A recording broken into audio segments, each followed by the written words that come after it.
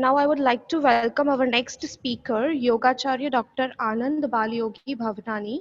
He is Director of the Center of Yoga Therapy Education and Research and Professor of Yoga Therapy at Sri Balaji Vidyapith University, Pondicherry. So now we shall proceed further and start the session. Over to you, sir. Thank you. Namaste, everyone. Hope you can see me and hear me. Yes, sir, we can hear you. Thank you. Just to confirm that we are all on the same wavelength. I take this opportunity to thank the organizers for this wonderful opportunity to share my love, my life of yoga with all of you. And it is always an occasion of speciality when we can all come together in the same place at the same time. So without too much ado, I would like to go on to start my presentation. I have a presentation and it will take us through whatever we are working on. And in the process of that presentation, we'll be able to access many of the concepts that I want to share today. Because my presentation will be looking at the topic that has been given to me, a topic which is yoga as a means to aid recovery from illness.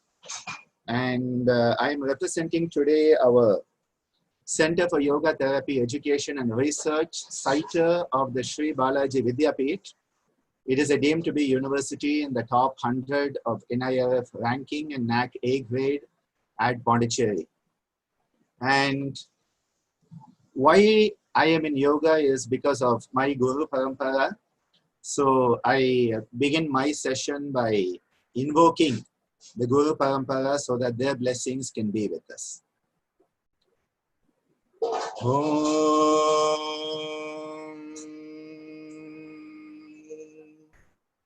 Tad Paramparaya Vidmahe Jnanalingeshwaraya Dhimahi Tanno Guru Prachodayate Om Yoga Maharshi Dr. Swami Geetananda Giri Guru Maharaj Ki Jai.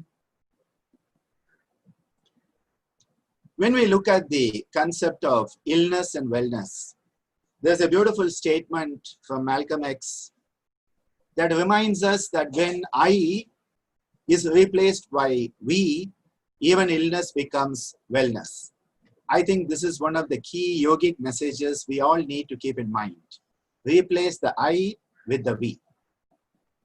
There is a beautiful concept of illness-wellness continuum, which looks at the concept of wellness as being in the center of it. And this continuum can go either to one side, the left, where you have the premature death, or the high level of wellness on the right side.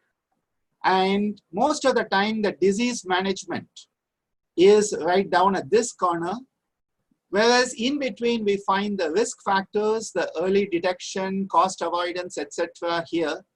But then when we talk of yoga, we are talking about moving towards wellness. And just as our Vedic literature tells us, Asatoma Sadgamaya, Tamasoma Jyotirgamaya, Vrityorma Amritangamaya, that is the type of movement. We want to move along this spectrum from the illness side to the wellness side. Our university is focusing on salitogenesis. So the question comes, what is this salitogenesis? Salitogenesis is a focus on health and wellness. Pathogenesis focuses on pathology. Salitogenesis focuses on health. Salutary comes from the Latin to mean health and wellness, and genesis, the factors.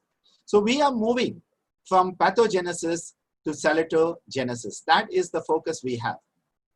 When we talk about wellness, we can think of wellness as a wheel where we have the social, spiritual, financial, environmental, emotional, intellectual, physical, and occupational dimensions. And some pioneering work done in the mid-70s by John Travis has talked about the concept of wellness in a modern medical perspective. Wellness has always existed in the Indian tradition as the concept of swasth. And Shushruta tells us in the Shushruta Samhita, Samadosha Sama Agnischa Samadhatu Malakriya Prasanna Atma Indriya Mana Swasth Ityabhidiyate. That concept of salitogenesis is swasth. So the modern concept of wellness and an inventory that was created by John Travis looks at 12 different factors: self-responsibility and love, breathing, sensing, eating, moving, feeling, thinking, playing and working, communicating, intimacy, finding meaning, and transcending. And they look at the personal well-being as having these 12 aspects that can be worked on in order to help us attain that state of wellness or swasth. This is exactly what is there in the concept of yoga. But we are trying to bridge the traditional concepts with modern equivalence. And it is good to always remember what the great Albert Einstein said. We cannot solve our problems with the same level of thinking we used when we created them. When we are creating problems, they are pathogenic. When we are solving them, it is salutogenic. And that is why the shift from pathogenic to salutogenic focus is required. Travis has also worked on a very beautiful concept of the iceberg. And what we see as the state of health at the top, the tip of the iceberg, has under it the lifestyle, the behavior level, a psychological motivational level, and a spiritual well-being, which is the realm of meaning. This is very similar to the concept of coherence and salutogenesis, where our life is understandable, it is manageable, and it is meaningful. So when we are describing a state of health, we need to understand lifestyle and the psychological aspect and spiritual aspect are very, very important. The wellness energy system looks at energy inputs that include the breathing, the eating, and how our sensory apparatus is working, which is why at Sri Balaji Vidyapeeth, every student who comes into our deemed to be university, medical, dental, nursing, allied health science, physiotherapy, pharmacy, they all get yoga as part and parcel of the curricular support system, so that when they come out as healthcare professionals, yoga will be part of it. This is already happening, and it is now being envisioned by the new educational policy, where these type of teachings will become part of the modern medical teaching too. When we think about health, we are looking at the World Health Organization definition that says, health is a dynamic state of complete physical, mental, social, and spiritual well-being, and not merely the absence of disease. Well, if you look at yoga, especially the Ashtanga yoga of Maharishi Patanjali, we have the Yama Niyama that are enabling social health to manifest in us. The asanas and pranayamas are definitely enhancing the physical health, pratyahara and dharana, the mental health, and dhyana and samadhi for spiritual health. So the 4 dimensions, the 4 domains that WHO talks about are already found in the Ashtanga Yoga Parampara of Maharishi Patanjali. When we talk about healing, and today my topic is how you can heal from infectious diseases. Well, man proposes, but God disposes. And that is why we need to rephrase it as the doctor treats, but nature alone heals. And we must always remember, no one can heal us but our own self. Healing or recovery is multifactorial. It involves lifestyle, attitude, relaxation, and breathing. And this is something that is missing in the modern medical paradigm, because we are always treating the person, but we are not helping them heal themselves. And the healing needs to be facilitated from within. Healing doesn't occur from an external source, but healing occurs from within us. During the COVID-19 pandemic for the past 8 months, every human being on this planet has been affected either directly or indirectly by this pandemic. And the invisible enemy, it is so small we cannot see it, has brought forth another inner enemy that destroys us from within, which is fear. And remember, fear weakens the immune system. We need to focus on self-care. That is the need of the hour. Our own salutagenesis, the swastha, our own inherent capacity and ability to be responsible for our health and wellness. We must move from pathogenesis, a focus on disease that worsens fear, towards salutagenesis, the focus on health that strengthens all our systems. Yoga empowers us. It enables us from within to take charge of our own life, promoting holistic health for each and every one of us. And that is why yoga truly strengthens our immune system. The yogic principles, yama and niyama, cleanliness, purity, they are so important. Where social, which is actually physical distancing, and personal hygiene are emphasized by all medical authorities. A sense of service, seva, unconditional action, nishkama karma yoga are to be emphasized to help our fellow humanity who are in need. We need to support those in the forefront through cheering them on, cheerfulness, mudita punya, and having karuna for those who are in dukkha, those who are suffering. My previous speaker, my dear friend, has talked about how this comes in. Yoga practices, especially those done mindfully, they strengthen our immune system by inducing a sense of empowerment and self-confidence. They help us to regain particle control over the senses. Senses and emotions are in turmoil. The sensory emotional turmoil is so strong. We need to regain cortical. The yogic self-care. Mr. Dr. Vijay Kumar, can you please mute yourself?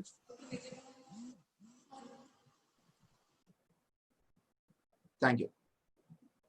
So yoga practices are done mindfully to strengthen the immune system. They are helping us regain cortical control over the senses and emotions that are in turmoil. Through yogic self-care, we can be our true selves, strong, safe, caring, and healthy. And that is why we must remind ourselves we need to stay safe and stay healthy if we are to help others. As was alluded by the previous speaker, Psycho-neuro-immunology, a branch of modern medical science that deals with the mind-body phenomenon, how our thoughts and emotions can affect our immune system. Remember, stress, fear, and negative emotions, they weaken the immune system. Yoga, which includes dhyanam, dhyanam is the heart of yoga, mindfulness, positive emotions, and relaxation, they all strengthen the immune system. This is where how we behave affects the brain, the nervous system, the immune system, and endocrine system. And this is where psycho-neuro-immunology is a framework to understand the pieces of the puzzle. We have known there's the puzzle, but we haven't known what the pieces are or how to understand those pieces. We start to understand the nervous system.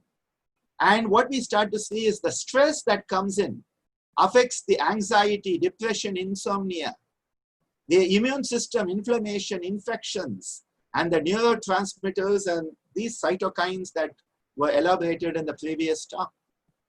So the nervous system, the immune system, and the endocrine system are constantly supporting each other. And when stress comes, they all start to get aggravated. What does yoga do? It goes the other way and it de-escalates all the stress that is there. That is the specialty that we are looking at when we talk about yoga in this type of pandemic and all the struggle that we are having to deal with it. The whole world is struggling how to deal with it, what to do with it. It is a great, great challenge we are all going through.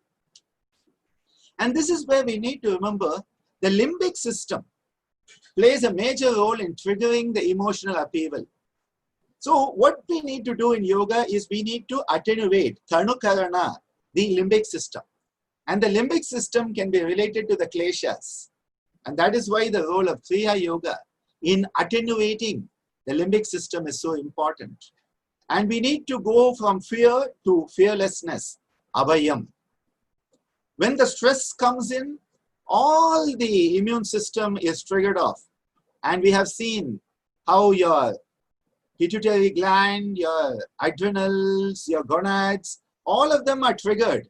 And you can see what happens is that all the immune system, organs and cells, they are affected. Similarly, the sympathetic nervous system coming into play. So from the hypothalamus, one side you have the sympatho-adrenal system, which is the acute stress. And then you have the pituitary, hypothalamo-pituitary adrenal, which is the cortisol and the long-term stress. And both of these weakening our whole immune system. This is why yoga is not just an exercise. It is not just something you do 20 minutes a day. It's 24 hours of conscious and noble living. Achar, the healthy physical activities and exercise. Vichar, what type of positive thinking and attitudes are we choosing? Ahar, what type of food sustains us? Vihar, what type of relaxation? And Vyavahar, healthy relationships. The moment you hear social distancing, people think you don't have to talk to each other. They stop communicating with each other. That worsens loneliness, triggers depression, triggers anxiety, and of course your immune system goes down. We need more than ever to communicate with each other, maintain physical distance, but reduce the social distance in that way. You need to communicate. When we want to heal, when we want to recover, what is the key? Relaxation. One of the greatest contributions of yoga to modern healthcare. It is an essential prerequisite for healing because we cannot heal when we are stressed. And conscious relaxation facilitates self-healing. And it is all about educing. Educe means to come from within. The relaxation response. We all know about the stress response, the trigger, and we go into the cascade of the stress response. But what we want to do is combat the stress response by replacing it. The attenuation of the stress response by enhancing the self-induced relaxation response. If you look at this image, you will see that the parasympathetic activity is where you can relax, rest and digest. This is where you recuperate, you rehabilitate, and you recover. Whereas the sympathetic activity is the fight or flight, constantly pushing us forward, pushing us do. And you are constantly onto a catabolic spiral. Remember, sympathetic nervous system is catabolic. Parasympathetic is anabolic. You want to build up your resistance. You want to help rebuild yourself after you have had the infection. Then only you can recover and you can rehabilitate yourself. So the parasympathetic is the rehabilitate and heal part of the whole issue. Because the homeostasis, which is a dynamic balance between the sympathetic and parasympathetic, it is struggling. Homeostasis has mutated into allostasis. The allostasis load is one of the major issues that is then weakening the system. You want to reduce allostasis. You want to restore a homeostatic balance. That is why the Sri Krishna in the Bhagavad Gita tells us, Samatvam Yoga Uchyate, that homeostatic balance of the physiological level and the equanimity at the psychological level, that is to be brought in. The relaxation is part of our parasympathetic nervous system. And this switches on the relaxation response, the parasympathetic.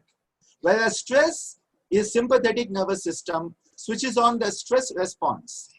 And the relaxation response, when we start to relax, when we start to let go, we help the rehabilitation and we can manifest the healing, the recovery from within.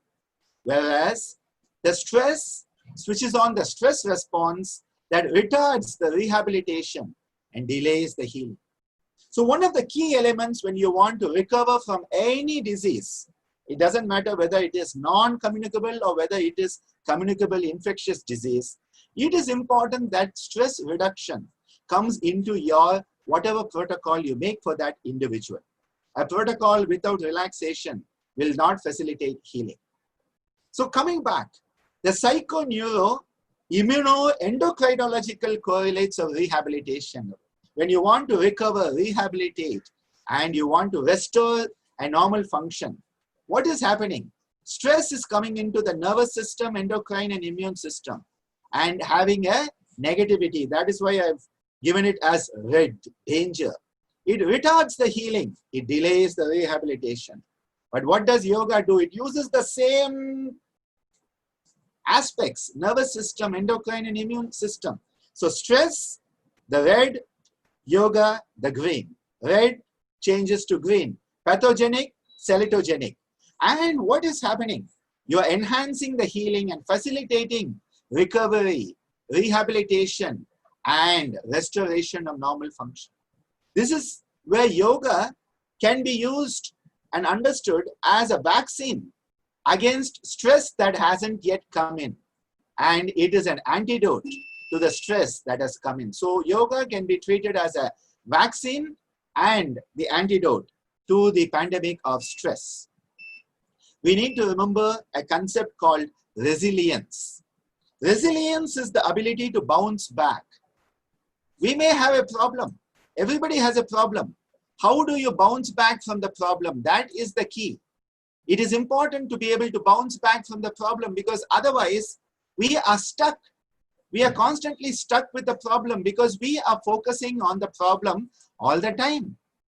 So important to understand this. The more you focus on the problem, the bigger the problem becomes. The more you focus on the solution, the smaller the problem becomes. We need to be solution seekers, not problem creators. And that is why a tree that bends doesn't break. We need to have the flexibility of body, flexibility of emotions, flexibility of mind, and flexibility of spirit. That is what yoga as a way of life is giving us. And so many studies have shown yoga reduces the allostatic load and induces a balance of the autonomic nervous system. You remember, sympathetic is sky high. It is at the ceiling. Parasympathetic has gone below. It's like sympathetic has gone beyond the screen up. Parasympathetic has gone below the screen down. You have to bring the parasympathetic up and bring the sympathetic down. This is where samatvam occurs, balance of the autonomic nervous system. It is not sympathetic dominance or parasympathetic dominance. It is a balanced state where the sympathetic and parasympathetic are having a beautiful dance, like a beautiful seesaw, where one is going up and down, but you're not going to the extremes. You're finding the middle path. Samatvam yoga uchyate. That is where the balance occurs. And this is how we develop what is called adaptive resilience. You have a trauma, you have an infection, you have a non-communicable disease. You can come back from it. We have infinite healing capacity, but we are not tapping into it. And that is where yoga helps us tap into that infinite capacity, that infinite healing capacity. Such a very, very important aspect, because we are always thinking, can yoga cure? More than curing, people are always talking about curing as if, you cut out the appendix and you have cured an appendicitis. It is not so simple. Can you help the person heal? Healing is what is so important. So when we talk about curing, we need to move from cure as just the absence to healing, which is restoration of normal function. I remember we used to talk about curing leprosy. So someone has leprosy, you give them the anti-leprosy drugs, you have cured them. But all the scars are still there. The nose is not there, the ears are not there, the fingers are not there. How can you help the person heal themselves? Healing is multifactorial, as we saw. Lifestyle, attitude, breathing, relaxation. And that is where yoga plays such an important role in all of that. So this is why when we want to help people heal, we often need to do less and help more. We must not flog the tired horse. I think one of the issues that happens is that we keep on wanting to do something. Somebody comes to us and we want to help them, and we don't realize that we need to actually just help them relax. Instead of helping them relax, which will help them, heal, we give them 25 practices and tire them out. It is like flogging the tired horse. I think one of the important messages is sometimes as a yoga therapist, you need to do less to do more. I'm going to repeat that. You need to do less to do more. Help them slow down their life. Help them slow down the breathing. When you slow down the life, when you slow down the breathing, slow down the body, the mind slows down. And the gap between the thoughts starts to become more and more. And that is where the healing starts to come in. You know, it is like basically a fast heart is not a healthy heart. You want the heart to slow down and you want it to respond to the breathing, that beautiful dance between the respiratory system and the cardiovascular system. That is what health is about. That is what the heart rate variability is all about. As you breathe in, the heart goes faster. As you breathe out, it goes slower. That type of dance you want. That is the autonomic balance you want to find. And we need to often help people relax. One of the examples I have seen is people come with a very low immune system. They are very depressed. And so we think, oh, I have to activate them. No, they are burnt out. The whole resources have been burnt up. You need to restore their resources. You need to help them come back. How do you help them come back? By helping them relax. That is where relaxation comes in. So when you want to help person to recover, you need to help them relax. So what are some psycho-spiritual aspects of relaxation? One needs to let go. What do you need to let go?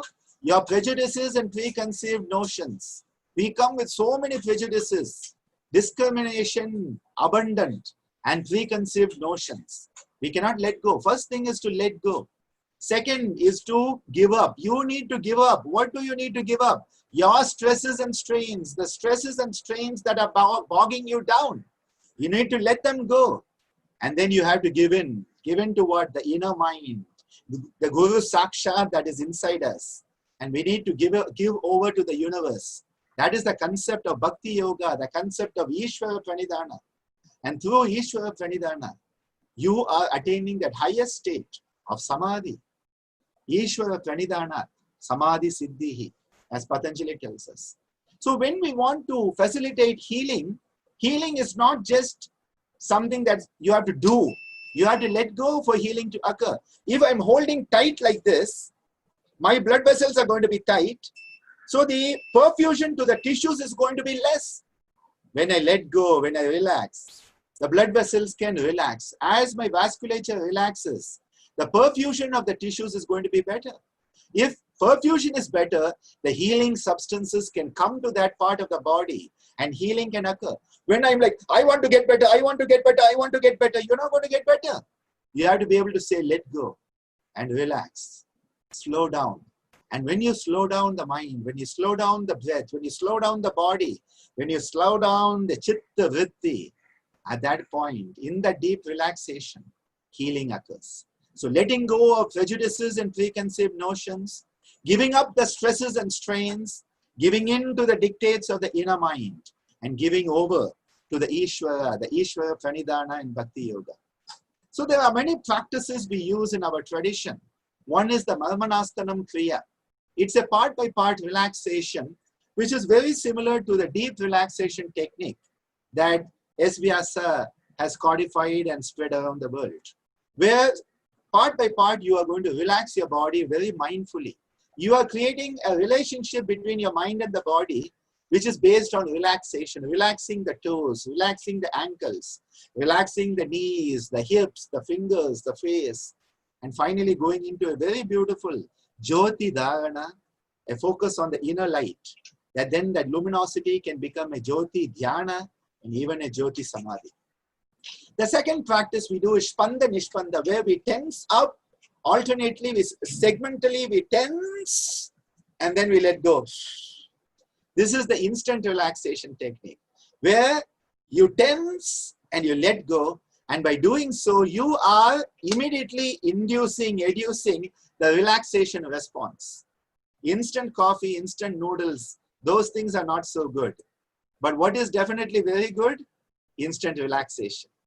And Kaya Kriya is another practice we do. You can Google these practices. I have so many videos. I did 108 days of teaching during this COVID-19. There are so many videos, hundreds of videos out there. Type it in, it will come out, all these practices. Kaya Kriya, where we move the body parts with the breathing. The legs are moved as you do the low chest breathing, the Adama Pranayama. The hands are moved, the arms are moved with the mid chest. The head is moved with the upper chest, and then the whole body is moved. A very beautiful psychosomatic relaxer. And then, of course, yoga and nidra. Such an important practice to develop a positive body image and visualization. through which you can induce a beautiful state of Shushupti itself, a state where you can connect to the universe and recover. What are we doing with the yogic relaxation? We reduce the peripheral resistance, enhance the tissue perfusion, and facilitate holistic healing. At this point, I will quote my beloved Guru Father, Swami Geetananda Giri, who used to say the first disease is Dvaitam, a sense of duality. You feel that you are different than the universe, you are different than others.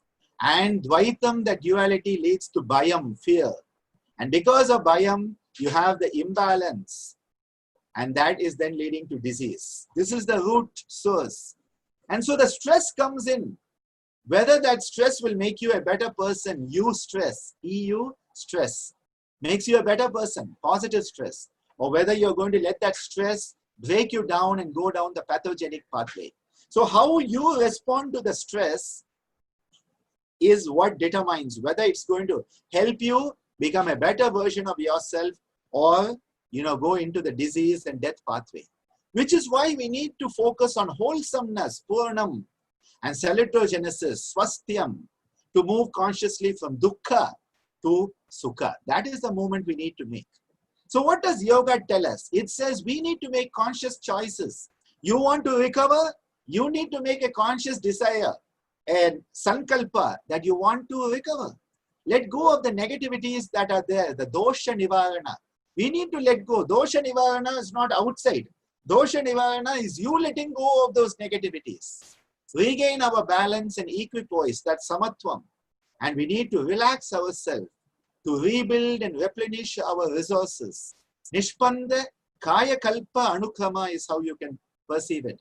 Nishpanda has to be there. There has to be a relaxation that allows a kaya kalpa, a rebuilding, an anabolic process. The process is the anukrama. So a nishpanda kaya kalpa anukrama can happen when we do that.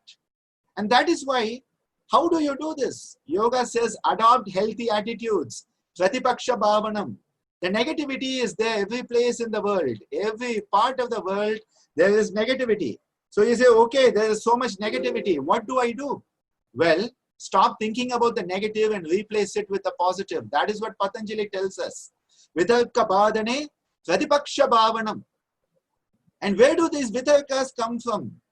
Vitarka himsadaya, kritakarita anumodita, lobha krodha moha purvaka, mridumadhya adimatra, dukkha ajnana anantapala, iti pratipaksha bhavanam. That pratipaksha bhavanam, the ability to look at the positive side. Every day we hear 50,000 people, 60,000 people are testing positive. This many thousands are dying. Let's look at how many are recovering. Let us see the positive stories that are coming out of it. Let us thrive on positivity. You don't have to hide the negativity. Be aware of the negativity, but focus on positivity. Because the more you focus on negativity, the more you are empowering the negativity. Will I die? Will I die? Will I die? What will happen? What will happen? What will happen? You have just weakened yourself. When you say, come what may, I am going to face it. I will be the best me. I will face it with a brave heart. Where is that brave heart? It is the Anahata Chakra. What is the sound of the Anahata Chakra? Young. And what does the Anahata do? Enable us to face that courage, like Lord Muruga, Subramanya, Kartikeya, that brave heart, who is the Devasena Adipati.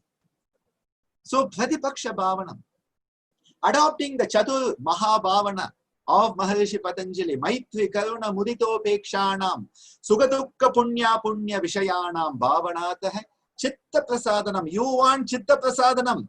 If Chitta is not having Prasadanam, it is not having clarity, you are going to go into Dukkha.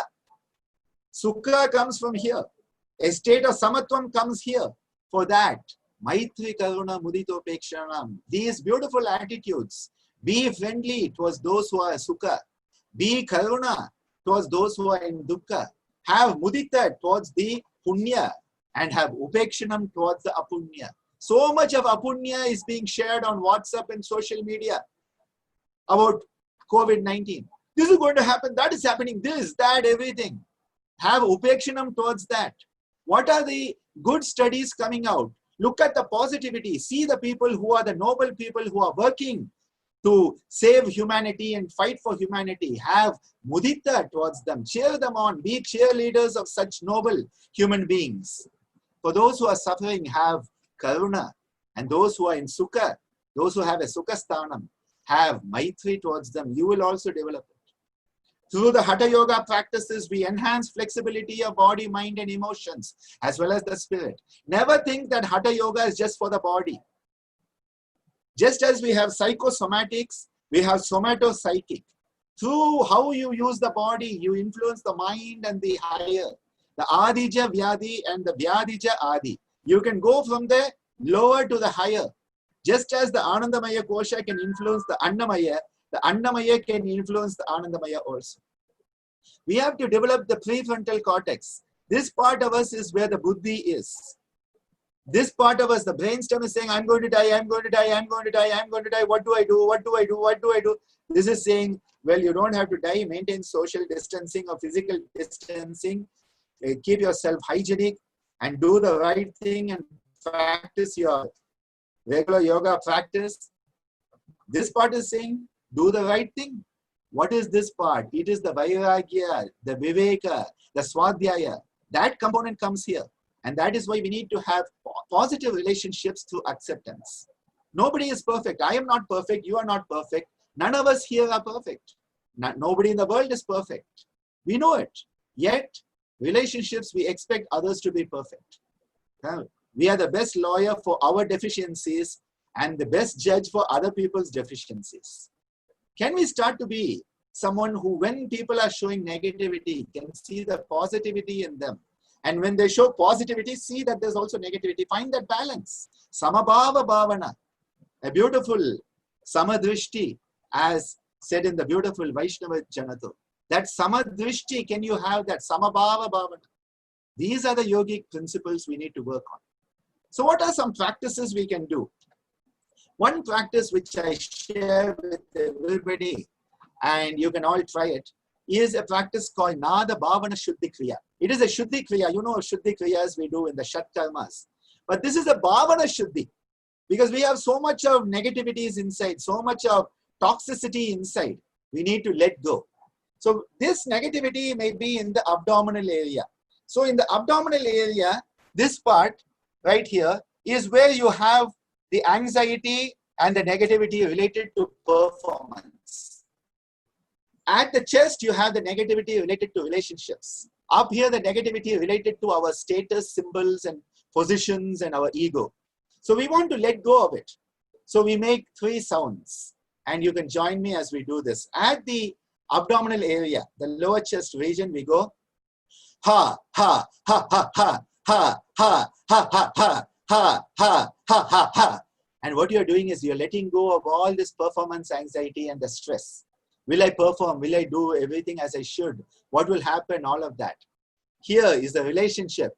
Ho, ho, ho, ho, ho, ho, ho, ho, ho, ho, ho, ho, ho, ho, ho. And you start to let go of all the relationship hang-ups that you have, all the negativities of relationships that are bogging you down. And up here, he, letting go of all the stresses because of our ego. We take so much offense. Don't you know who I am? I am professor, I am director, I am chairman, blah, blah, blah. And we get so much of tension coming. Let go of it. He. So, ha, ha, ha, ha, ha, for this lower part. Ho, ho, ho, ho, ho, middle. He. What we are doing is all these tensions, all the anxiety that is suppressing our capacity to heal, we are bringing it up. We are then addressing our survival instinct, abhinivesha klesha, which is here the brainstem, and we are going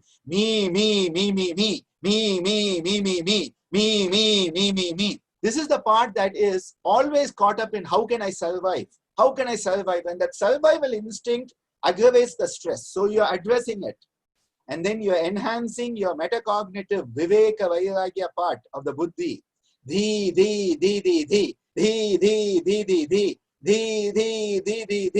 As the Gayatri Maha Mantra tells us, Diyo yona prachodayat, may that di. You're awakening the higher cognitive aspects. The cortical part that say there's nothing to fear. You are doing the right thing. All will be fine. Don't worry. Don't worry. I am there with you. This part.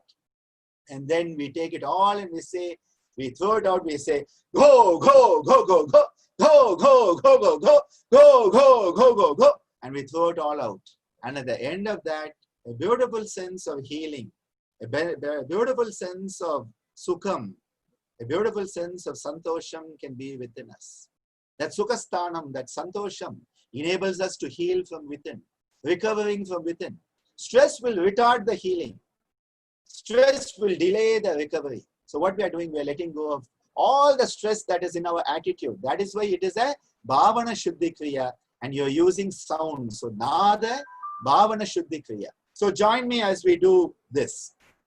Ha, ha, ha, ha, ha, ha, ha, ha, ha, ha, ha, ha, ha, ha, ha, ho, ho, ho, ho, ho, ho, ho, ho, ho, ho, ho, ho, ho, ho, ho, he, he, me, me, me, me, me, me, me, me, me, me, me, me, me, me, me, di, di, di, di, di, di, di, di, di, di, di, di, di, di, di, go, go, go, go, go, go, go, go, go, go, po, po, po, po, po. And you just throw it all out. Go, po, jao, whatever you want to call it, and just kick it out, throw it out. So that then when you sit quietly and you do some dirgha shwasa, breathing in and breathing out, slow, deep breathing. What is happening? Your capacity, your own healing capacity is coming into play. You are healing yourself. You are recovering through your own self-effort. Beautiful practices that can be done. Pranayamas, they unlock the self-healing potential. And one practice we do, again, very simple practice, is where we start to shake the hands. When you shake like this, what you are doing is shaking up all the tensions. You shake up the head, the shoulders, the hand. You can shake the feet, the whole body. And once you have shaked like this, you give a good shake as fast as possible, shaking, shaking, shaking. You then hold on to all the tensions, take in a deep breath, and throw it out. What we are doing is we are loosening up the tensions, all the tensions, the toxins, the negativities that are there, that are preventing us from recovery, preventing us from healing ourselves. We are catching hold of them, taking in a deep breath through the nose, Nasarga, and through the mouth we throw it out. What you are doing, an explosive letting go. And you are saying, I don't want all this negativity. I don't want to hold on to it. I want to let go of all the junk so that I can heal myself. Another pranayama that is very useful is the Pranava. This Pranava is based on the Akara, Ukara, Makara, Shabdas. These three nada. The Akara, Ukara, Makara. And what these sounds do, they attenuate the limbic system, they reduce your anxiety, they reduce your stress, and they facilitate a beautiful sense of healing from within.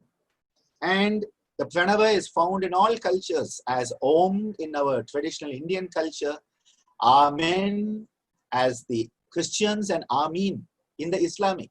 So it is a universal sound. It is not limited to only Hindus or one part of society.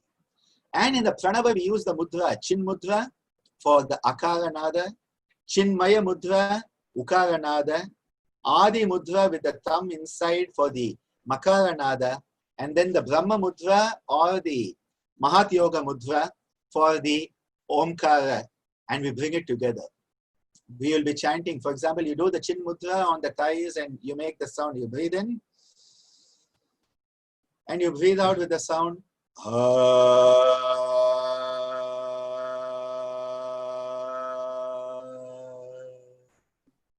Beautiful sense of relaxation in the whole lower part of the body. You do the Chinmaya mudra, the mid-chest region, the Madhyama pranayama. Breathing in and breathing out with the Ukara nada.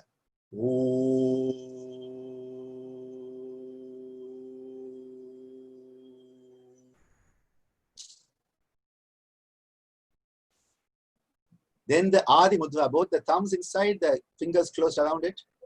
In the upper chest region, breathing in. Breathing out with the Makara nada.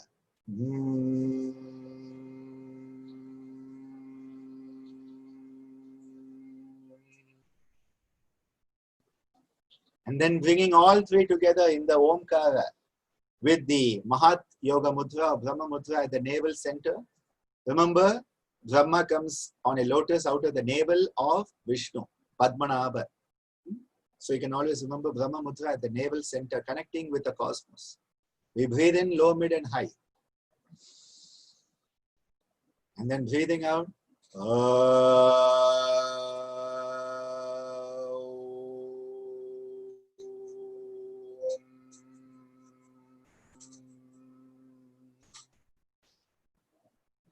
Each of these, the akara, a, the ukara, u, the makara, and the omkara, aum, they are uttered three times when you're doing a practice. And this practice has amazing, infinite healing potential. Because what is happening is you are connecting with the cosmos. The I of illness is being replaced by the V of the cosmos, and you shift from illness to wellness in an active practice itself. When we connect to the Pranava, we are connecting to the universal Nada, as Maharishi Patanjali tells, Tasya Vachakaha Pranavaha. That is what we are connecting in the Pranava Pranayama. You can do it sitting. You can also do it lying down. We have done a lot of studies in Pondicherry, both at Jipma and then now at Sri Balaji Vidyapith, on the effect of Pranava Pranayama.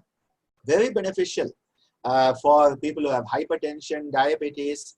It's going to help everybody because what it does is it brings down your blood pressure and enhances the perfusion of the tissues. The more the tissues are perfused in a healthy way, the more you recover, the more your healing, inherent recovery system, the anabolic system comes into play. You can also do the mantra japa using the pranava japa, because what is happening is when the emotions are high, anger, fear, excitement, hate, disgust, and frustration, which we have a lot during this pandemic, the higher cortex is not working, so the amygdala is more active. But when we reduce the emotional volatility, the higher cortex can play, the cortical function can come into existence. And that is why mantra japa is so useful. A simple japa of Om, Om,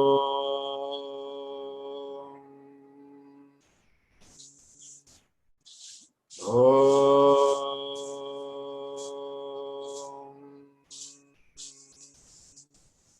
We can also use other japa. Shri Ram, Jai Ram, Jai Jai Ram Om. Shri Ram, Jai Ram, Jai Jai Ram Om. You can also do it as Om Namah Shivaya, Om Namo Narayanaya, depending on whichever aspect of the universal divinity manifests for you. When you do the japa, the emotional volatility is coming down, the limbic overactivity is brought down, the cortical function is brought into your conscious control. And when the cortex comes in, the relaxation response will happen rather than the stress response. Another way to induce healing and recovery is the Mahamrityunjaya mantra. We must not forget that mantra yoga is a very important component of yoga in its wholesomeness and is a very useful tool in therapy, especially when people cannot do many of the physical practices. And when we do the Mahamrityunjaya mantra, the fear of death, Marana Bhayam we call it, that fear of death, Mrityuka Bhaya, that is taken away and the Abhaya starts to manifest. And in this we can bring individualized. Here I'm using a commonality. I say Sarva Nakshatre, Sarva Rasi and Sarva Nam Desya. But it could be specialized for each Nakshatra, the Rasi and the Nama also.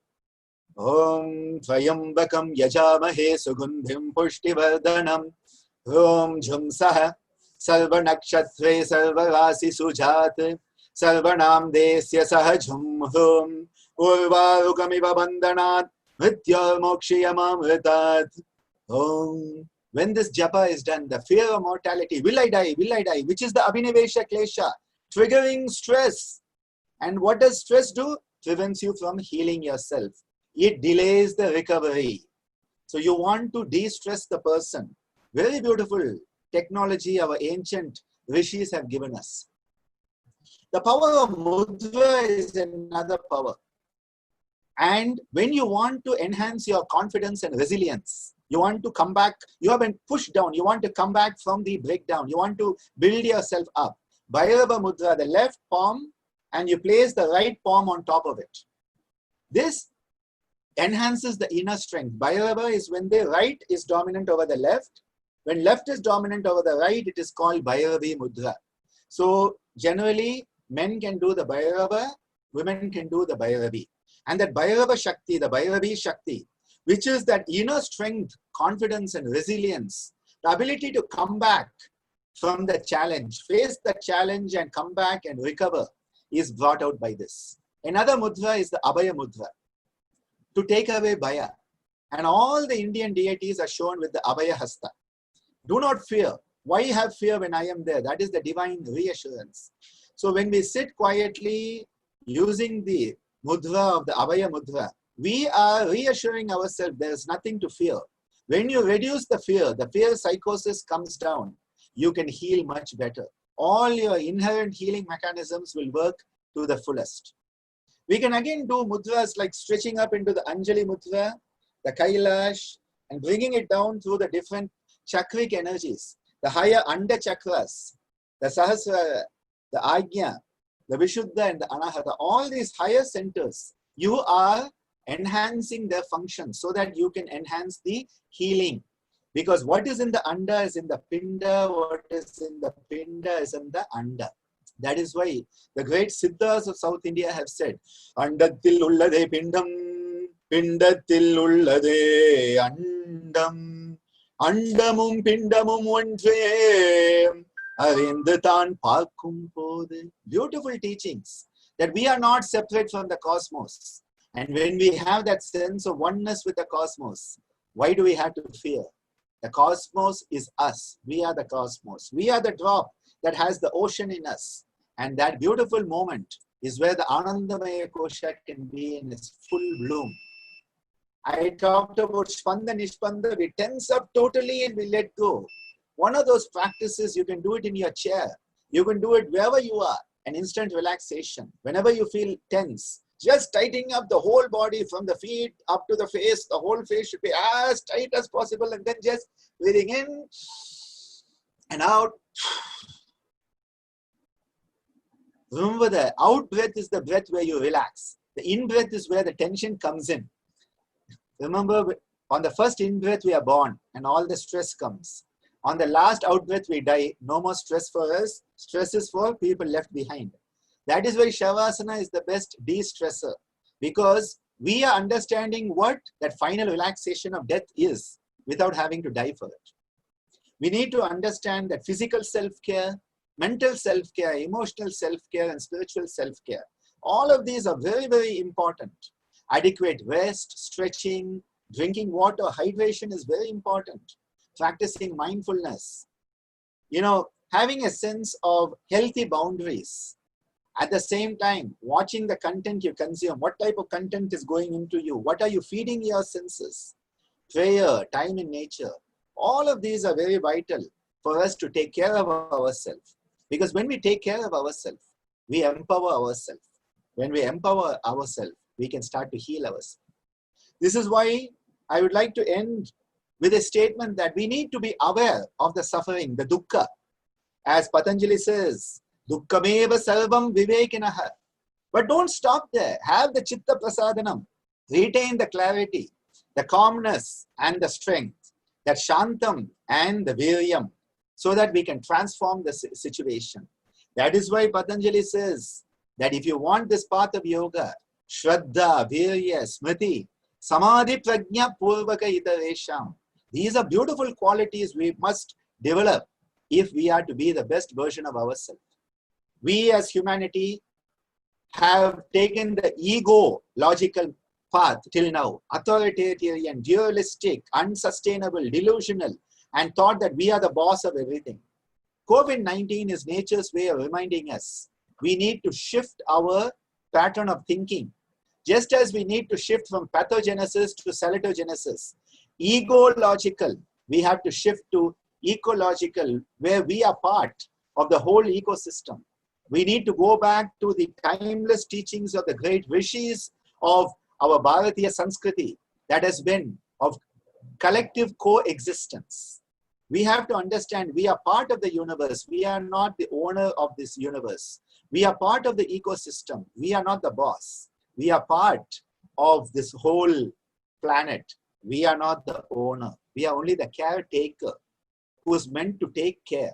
This is the democratic, holistic, sustainable, compassionate, natural, regenerative, wise, balanced, and interdependent pathway. When we realize we are part of the whole, we shift from that I consciousness to we consciousness. We shift from illness to wellness. That is where we start to heal ourselves. We need to stay safe and stay healthy.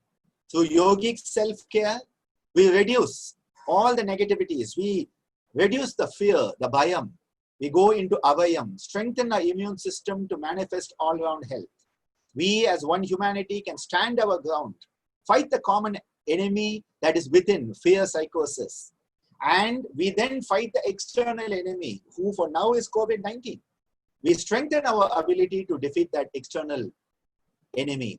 And that is where the Swasth Bharat can come in as we move from pathogenesis to salatogenesis.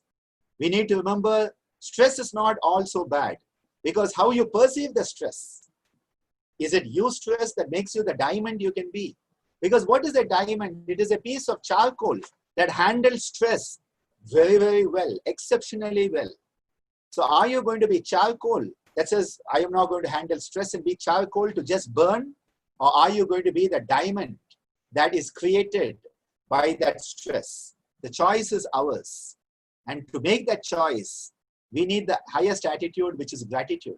When we have gratitude, automatically our life will become a life of seva, and we will become someone who is serving humanity. That Manushya Seva, Manav Seva will come, and Vishwa Seva, Yoga Seva, all of these will start to manifest.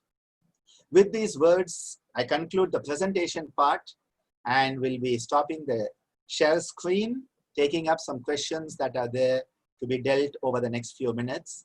Our institution is on Facebook, it is on YouTube, the website, you can have a look at it, and well, a lot of stuff is out there for you to enjoy. So with that, let us see what's in our questions, and over to the organizers, thanking you for this wonderful opportunity.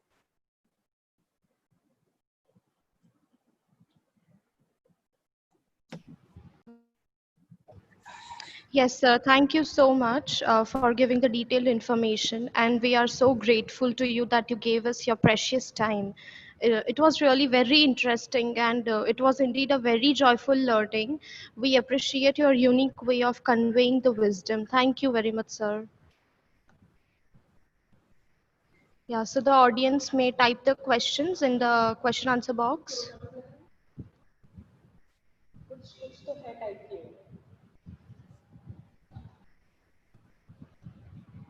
Yeah, so there's one question.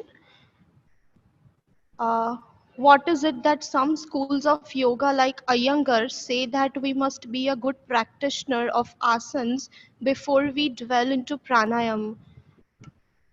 Fine. I don't want to be controversial about different schools of yoga. What I like to always say is each yoga tradition is perfect within its own context.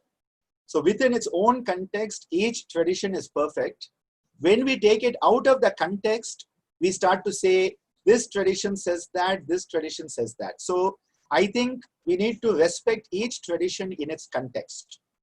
Now, having said that, often people think about the Ashtanga as steps. So Yama, Niyama, Asana, Pranayama. So they say you shouldn't do Pranayama before you have mastered Asana. Now my question comes to such people, what about Yama, Niyama? You have not even started to work on Yama, Niyama, and already you're working on Asana. So I think that stepwise approach needs to be discarded. We need to understand that it is all interconnected. When you are working on the Yama Niyama, you are working on Samadhi also. When you are working on Pranayama, you are working on Asana and Dharana also. And everything is interconnected. So depending on the individual, some people need to start with asana. Some people need to start with pranayama. Some people need to start with dhyana. It depends on each individual, because the Indian cultural context is no two individuals are the same. Hence, we never had one method for everybody. It was never that modern medical approach. You have diabetes, we have one drug for you. No. We said each diabetic is different. Each asthmatic is different. And now modern medicine says we talk about personalized medicine. We are looking at genetic structure to see personalized medicine. That is the original Indian concept of the Prakriti analysis, which today is called Ayurgenomics. So what I would like to say is that it doesn't mean you cannot do pranayama without asana. But if you understand asana as having stability in the body, you will all understand that in order to do pranayama, the body needs to have the capacity for stability. If the body is unstable, it will be very difficult to actually do pranayama. So from that perspective, I would say that one needs to work on asana as a preparation for pranayama. But I don't think you have to wait till you master asana. That would be my answer to that question.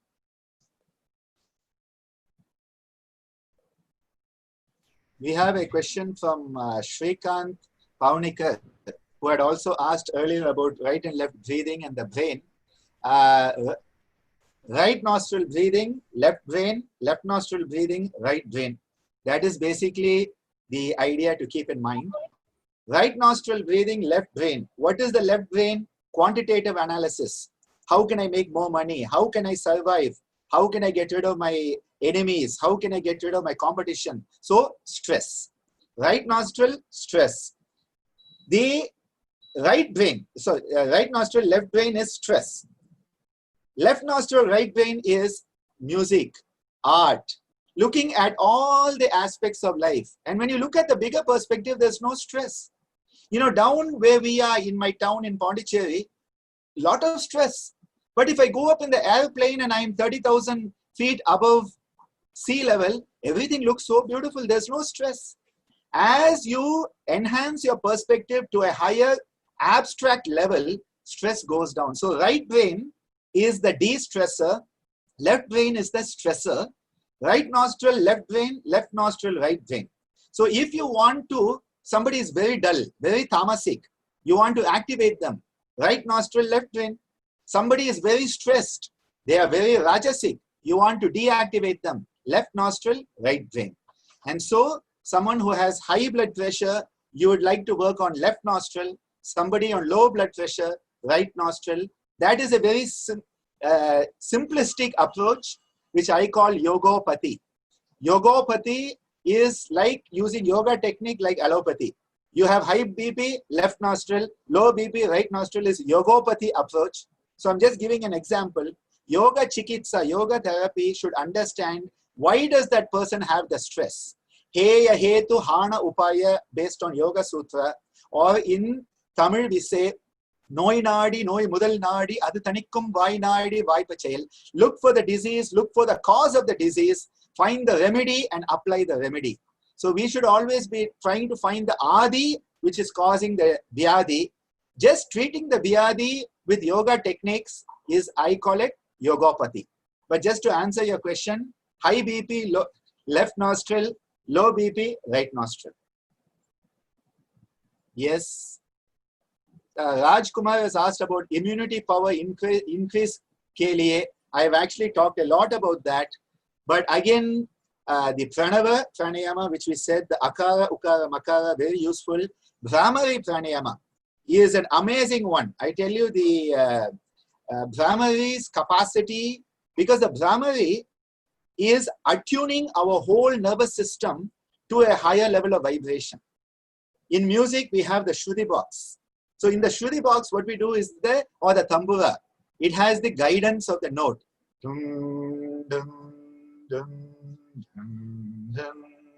It goes like that. When you sing, you are attuning to that. When you do the Bhramari, you are attuning your nervous system. You are resetting your nervous system to the healthy frequency. So I would say during this COVID times, a Bhramari pranayama, is very, very useful. Along with that, of course, any form of dhyanam is very, very useful, and relaxation.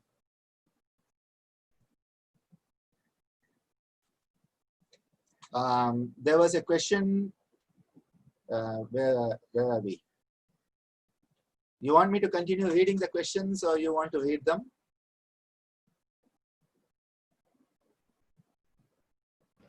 Yes, Okay. sir. Just a I can second. continue? No, Yes, sir, you can. Sure. Yeah, fine. No, sure, you can. Yes. Yeah. So Anil Gupta Swaraj has asked why we are not able to get a huge population lost in technology under hermitage of yoga. How can we achieve this? See, I think we have to understand something, that it is very easy to be on a mobile phone and be hooked to a game, because it doesn't take much self-effort. Yoga, on the other side, takes immense self-effort, immense discipline. And this is why whenever I have farmers, the pharma mafia, the guys come represent the pharmaceutical reps come to me as a doctor. I tell them, you never have to be scared of yoga. We will not be a threat to the pharmaceutical, because people are so lazy. Tamasika guna is so strong that they'll always want to take one pill rather than do 10 or 20 minutes of yoga. So we are always on a disadvantage with yoga because it requires discipline. But I think what has to happen is the young children have to be exposed from a young age. It has to become part and parcel of life. Just as in the morning you get up and brush your teeth, this should become part of you. And again, the practices are one component. Yogic attitudes are very important. I think for the young people, even more than doing yoga, having a yogic perspective, a yoga drishti, which is that samabhava bhavana, that we need to develop. So it is a struggle.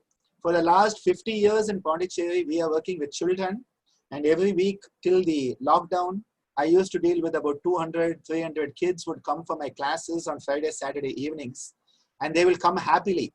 They will not go on family holidays and all. They won't miss a yoga class because we made yoga fun. If yoga is introduced to the young people as something which is a fun activity, they will get hooked to it. But most of the time, people who are teaching yoga make it so serious. They're always like, you have to be like this, and this has to be done, and that. And you're like, seriously, I don't want to be like that person. You want to be happy. Anandam, Anandam, Paramanandam, Sachidanandam, Yoganandam should manifest. So we need to give it in a way the young people can understand, in a language they can understand, and then they will be interested in it. That is how the children for the last 50 years, more than 50,000 young people have been trained by us. And each one of them has taken the yoga into their life. So it is a lot of work, but I think it is worth doing, because the investment, I'll tell you, the investment in young people, investment in children is the best investment you can make in your life, not in the share market and all that.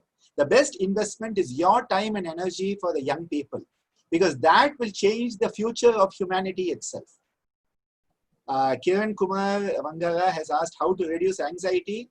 Well, I would always say left nostril is a very, very good one. Second thing I like to tell people, depression occurs because you think of the past. When you are constantly thinking of the past, you have depression. When you are constantly thinking about the future, you have anxiety. So once you realize thinking of the past pushes you into depression, thinking of the future pushes you into anxiety, you realize the only place you can balance depression and anxiety, which are the bipolar aspects, is in the present moment. The present moment is the best gift we have. It is in the present moment. Patanjali Maharishi calls it the kshana. In this kshanam, that kshanam is where I have the choice to alter my destiny. Thinking about the past is just going to push us down, because we are always going to regret. Thinking about the future, we are always anxious because we don't know what is going to happen. So do what you need to do right now, in the present moment. What is it I should be doing now? Do that. My father, Swami Geetananda Giri, used to say, do it now, do it now, do it now, which means din, din, din, din, din. Do what you need to do right now. And I think that is why the yogic concept of thought, word, and deed all should go together, and then automatically we manage it. I see a question from Jyoti on a migraine problem. Again, I don't want to give a yogopathic approach, but because of time shortage, I would say Brahmari pranayama is very useful, and the alternate nostril breathing, the Anulom Vilom with the Brahmari and the relaxation will help you a lot. Definitely make a good effort on that. So I think I've covered most of the questions. Any other questions which I have missed, you can just remind me.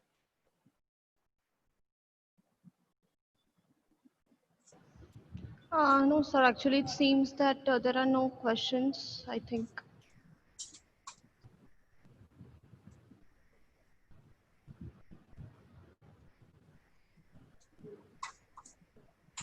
If there are no questions, either people have got totally satisfied or people have not understood anything and slept through it.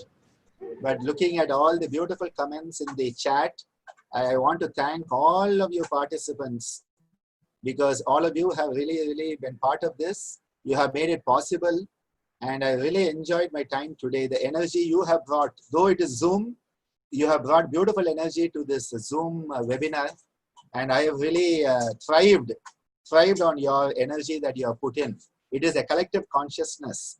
And again, I would like to thank the organizers for inviting me to this webinar and the Lakulish University for organizing this much needed event.